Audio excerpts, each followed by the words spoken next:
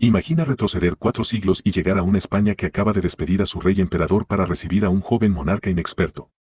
Es 1598 y el inmenso legado de Felipe II, con sus fortalezas y sus arcas agotadas, cae en manos de Felipe III. Mientras las campanas suenan en los palacios dorados de Madrid, las calderas del tesoro real crujen de vacío y la plata americana gotea hacia cuentas extranjeras. ¿Cómo es posible que un imperio tan vasto y esplendoroso comience a tambalearse justo al arrancar el nuevo reinado? Bienvenidos a Memorias Económicas, donde desentrañaremos los primeros 12 años de Felipe III, 1598-1610, a través de 18 datos explosivos.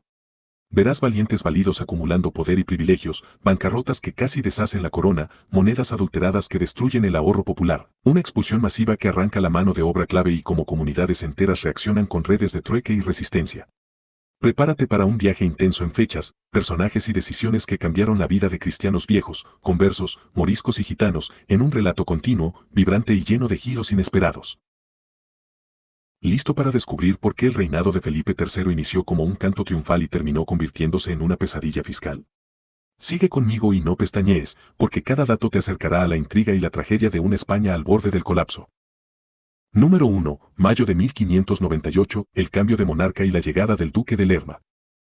Al morir Felipe II el 13 de septiembre de 1598, su hijo, Felipe III, de 26 años, ascendió al trono sin experiencia y pronto delegó el poder en su valido, Francisco Gómez de Sandoval y Rojas, duque de Lerma. Para mayo, este reorganizó la recaudación de la alcabala y de las tercias reales, prometiendo eficiencia, pero lo primero que hizo fue nombrar a su familia a cargos de servicio gratuito y pactar mutuos favores con la nobleza.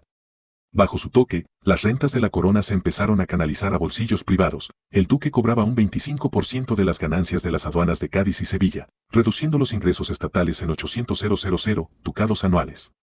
Mientras él disfrutaba de palacios y cacerías, la hacienda veía antenas vacías y arcas cada vez más flacas.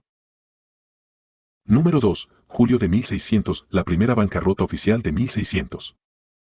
En julio de 1600, la Hacienda Española declaró formalmente su primera suspensión de pagos desde la bancarrota de 1557. La corona debía alrededor de 24 millones de reales, sin posibilidad de remediarlo con la plata americana, pues buena parte se había desviado a sobornos o se perdía en la corrupción policíaca del valido. A consecuencia, los acreedores genoveses cerraron el crédito y las remesas de plata novohispana empezaron a acumularse en puertos extranjeros, ante la falta de puertos seguros donde ingresarlas en España. El crujir de esta quiebra oficial empujó a cientos de comerciantes conversos de Sevilla y Córdoba a la ruina, obligándolos a refugiarse en préstamos informales al 20% mensual para mantener sus negocios de exportación de aceite y seda. Número 3. Septiembre de 1601, devaluación de la moneda y metal adulterado. Para capear el déficit, en septiembre de 1601 se autorizó acuñar moneda de vellón con solo 50% de ley en plata, frente al estándar previo de 75%. Esta devaluación, promovida por la Casa de Contratación con el visto bueno del duque de Lerma, generó una pérdida de confianza brutal. Los mercaderes de Valencia rechazaban el vellón con un descuento del 30%, y los talleres de orfebrería de Toledo tuvieron que negociar sus compras a precios mayores. La adulteración sistemática del metal erosionó el poder adquisitivo de jornaleros, muleros y artesanos, muchos de ellos gitanos especializados en herrería, y disparó la especulación. Casas de cambio informales tomaron el relevo, aplicando tipos de cambio dispares que fragmentaron el mercado interior. Número 4. Marzo de 1603, la venta de Cortes de Castilla y la corrupción legislativa. Para generar ingresos rápidos, en marzo de 1603 el duque de Lerma negoció con Cortes la venta de oficios públicos, alguaciles, recaudadores, corregidores. Por un monto de 1.200.000 ducados, se puso a subasta cada cargo local, pero la puja beneficiaba a familias nobles, marginando a comerciantes interesados y, sobre todo, excluyendo a los conversos y moriscos que, aun siendo ciudadanos, no contaban con redes palaciegas. El resultado fue una administración local más costosa e ineficiente, plagada de abusos de poder y cobros extras. Mientras la corona festejaba el ingreso apresurado, los vecinos sufrían arbitrariedades fiscales cotidianas, mitos de cohechos y ejecuciones de bienes por deudas menores. Número 5. Julio de 1604, auge del contrabando y los gremios en crisis. La inflación y los impuestos disparados impulsaron el contrabando. Sal, harina y tela se importaban desde Portugal y Francia por rutas clandestinas. En julio de 1604, la corona estimó en 15% la pérdida de aranceles en el norte y Levante. Los gremios de Sevilla y Málaga, donde moriscos y maestros tejedores seguían produciendo artesanías, quedaron atrapados, debían competir con productos foráneos libres de impuestos. Las exportaciones oficiales cayeron un 20%, mientras la economía sumergida creció. El duque de Lerma, lejos de reprimir, toleraba corredores de contrabando a cambio de coimas, profundizando la crisis industrial local. Número 6. Octubre de 1605, tercer déficit consecutivo y recorte de sueldos militares. Para octubre de 1605, 3 ejercicios fiscales habían cerrado con déficit del 30% del presupuesto. Para no decretar otra bancarrota, Felipe III ordenó recortar los sueldos de infanteros y arcabuceros en Flandes y el Mediterráneo en un 25%. El atraso de pagar a oficiales y soldados germánicos y españoles, muchos procedentes de la Castilla rural, cavó un agotamiento militar que se tradujo en pérdidas territoriales y saqueos en la frontera francesa de Cataluña. El retraso de nóminas exacerbó motines en guarniciones y un soldado campesino que cobraba antes 12 reales al mes quedó con 9 reales, con lo que apenas compraba 4 kilos de pan a la semana. Número 7. Enero de 1607, expulsión de los moriscos y pérdida de mano de obra. En enero de 1607 comenzó a aplicarse el decreto de expulsión de moriscos, culminado para 1610, pero con un impacto inmediato. Se calcula que un 30% de los jornaleros agrícolas del Reino de Valencia y Murcia permaneció en España hasta finales de 1607. Al perder a 300.000 trabajadores especializados en riego y cultivos de seda y arroz, la producción agrícola cayó un 40% en 2 años. Sin los moriscos para trabajar huertas y molinos, comunidades enteras se empobrecieron. El desembolso de 100.000 ducados para deportaciones se sumó a las pérdidas fiscales por caída de rentas agrarias y cánones, hundiendo aún más la hacienda territorial. Número 8. Abril de 1608, crisis de la hacienda local y endeudamiento municipal. Ante la caída de ingresos reales, en abril de 1608 numerosos ayuntamientos recurrieron a préstamos de banqueros lombardos en Barcelona y Génova, pagando intereses de hasta 18% anual. Ciudades como Zaragoza y Málaga solicitaron en conjunto 500.000 ducados para cubrir gastos de mantenimiento de murallas y pago de milicias. La deuda municipal, no garantizada por la corona, entró en mora y, en 1610, el 60% de los consistorios adeudaba montos equivalentes a 2 ejercicios anuales. Los regidores, muchos de ellos jóvenes hidalgos endeudados, vieron sus patrimonios personales amenazados por embargos, generando crisis de gobierno local que paralizaron obras públicas. Número 9. Julio de 1609, devaluación oficial de vellón y quebranto de hábitos de ahorro. Frente a moros expulsos, déficit y expropiaciones, la corona autorizó en julio de 1609 una nueva devaluación, acuñó vellón de ley 40% para abaratar la fabricación de moneda. Esta tercera caída de ley en 8 años precipitó la confianza, los gremios de alfareros de Manises y los talleres de platería de Toledo rechazaban el nuevo vellón, aceptándolo solo con un descuento del 50%. El ahorro de jornaleros y pequeños comerciantes, guardado en vellón, perdió la mitad de su valor de la noche a la mañana. El recelo monetario provocó un retorno al trueque en localidades rurales, desintegrando el mercado efectivo y propiciando la aparición de monedas de cuenta locales sin respaldo estatal. Número 10. Octubre de 1610, bancarrota definitiva y suspensión de pagos general. El 10 de octubre de 1610, el rey Felipe III firmó la segunda gran suspensión de pagos, tras una década de mala administración y gasto discrecional del valido. La deuda pública alcanzó los 35 millones de reales, sin perspectiva de mejora, los mecanismos de refinanciamiento se agotaron. Los prestamistas extranjeros negaron cualquier nuevo crédito y las remesas de plata americana, antes fuente de financiación, se enviaban casi íntegramente a amortizar la deuda española en puertos italianos. El abismo financiero obligó a recortar aún más a la Marina Real, acelerar expulsiones de moriscos y cerrar instituciones educativas dependientes de la corona. España vivía su mayor bancarrota de la época moderna. Número 11. 1611, auge de los vuelve a fundar de ciudades hundidas. Con las arcas sin un real y la deuda impagada, en 1611 se impulsó la política de reconstrucción de ciudades arruinadas por crisis agrarias y militarización. Valladolid, Zaragoza y Sevilla lanzaron vuelve a fundar invitaciones a colonos, mayoritariamente jornaleros mestizos de nueva oleada de gitanos y mulatos pobres, a cambio de exenciones tributarias por 5 años. Pocos aceptaron la oferta, pues los impuestos ocultos y la inflación los achicaban antes de concluir la exención.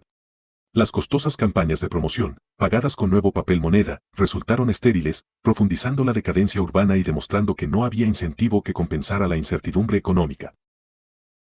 Número 12. 1612, creación de la Junta de Comercio y su ineficacia.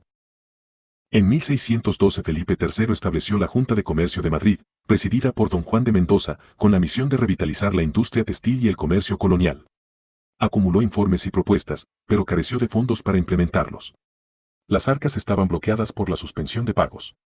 Aún así, Manuel de Velasco, secretario de la Junta, aprobó proyectos de construcción de un muelle en Cádiz para recibir plata americana directamente, sin necesidad de Londres.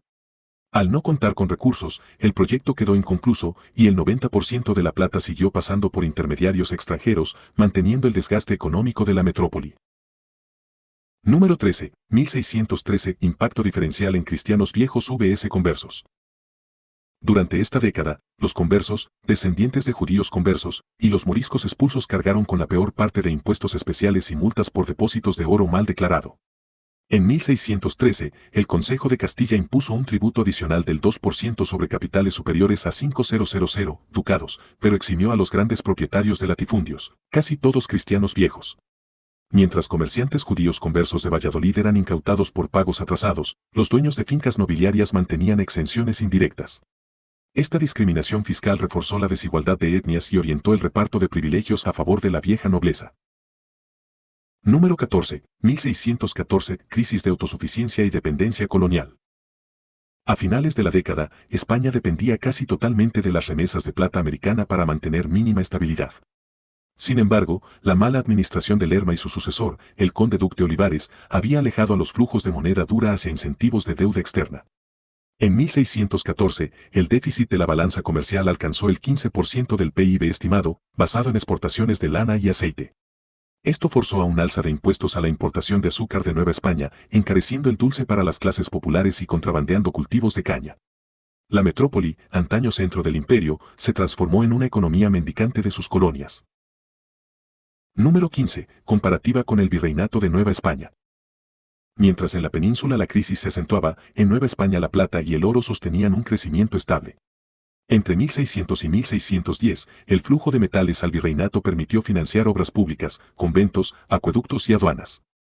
En 1610, el puerto de Veracruz duplicó su capacidad de recaudación, mientras la Casa de la Contratación en Sevilla cerraba por falta de fondos. La dualidad era clara, el nuevo mundo prosperaba en infraestructuras, la vieja España languidecía en bancarrotas perpetuas, demostrando el desfase entre la riqueza colonial y el empobrecimiento metropolitano. Número 16. Resistencia local y economías de subsistencia.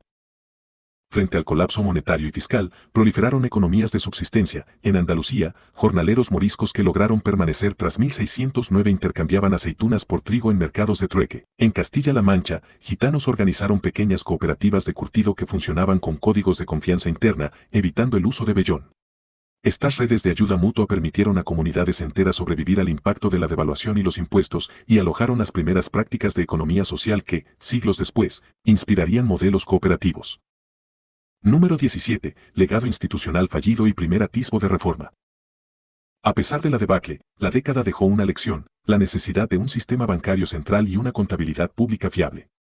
En 1608, se proyectó en la Junta de Comercio la creación de un banco real, pero el proyecto fracasó por falta de fondos. No obstante, se creó el Archivo General de Simancas en 1607, primer paso para sistematizar la contabilidad del Estado. Aunque no salvó la década, sentó las bases de una administración moderna que, 2 siglos después, entendería la importancia de un banco central y un registro fiscal transparente. Número 18. Balance final al 1610. Deudas, privilegios y pobreza generalizada.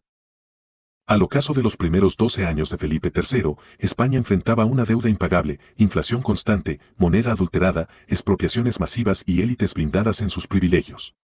Cristianos viejos conservaban latifundios exentos, mientras conversos, moriscos y gitanos sobrevivían en la marginalidad económica.